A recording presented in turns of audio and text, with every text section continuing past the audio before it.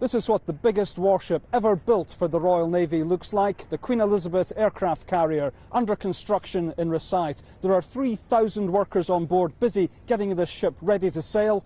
Let's go on board and take a closer look. This is the control centre of this massive vessel, and they say this is where it's at. It's the heartbeat of the ship. A bit of rivalry between the control room maybe and the bridge upstairs. But from here they control the 6 engines that power this vessel. 2 of them are gas turbine, 4 of them are diesel, each of them the size of a minibus. They can also run the emergency response from this control room, controlling the firefighting teams if that becomes necessary. There's enough power being generated on this ship to power a city the size of Swindon, and all around the room on the walls what they call giant iPads monitoring the condition of the vessel from second to second.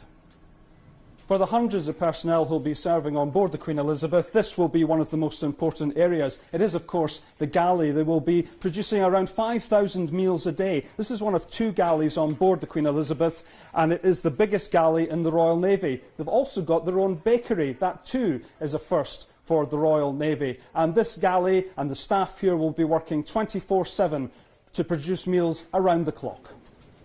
This is the operations room. They call it the brains of the Queen Elizabeth. It is stacked with computer screens, and into this room will flow information and data, not just from the aircraft carrier's own systems, but also from all the other ships and submarines in the task force. That information will be scanned here by the captain and other senior members of the crew.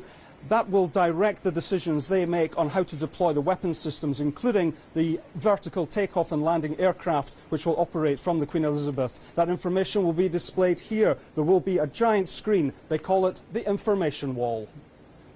What you're looking at now, believe it or not, is the wheel that steers the Queen Elizabeth aircraft carrier. It's probably smaller than the steering wheel in your car at home. It's one of the ways they steer a vessel which is longer than the Houses of Parliament. We're on the bridge. We're about 150 feet or so above sea level. We're protected by 3-inch thick glass. And from here, the crew have almost a 360-degree view, including, most importantly, of course, the flight deck, which is over there, so they can see exactly what the aircraft are getting up to.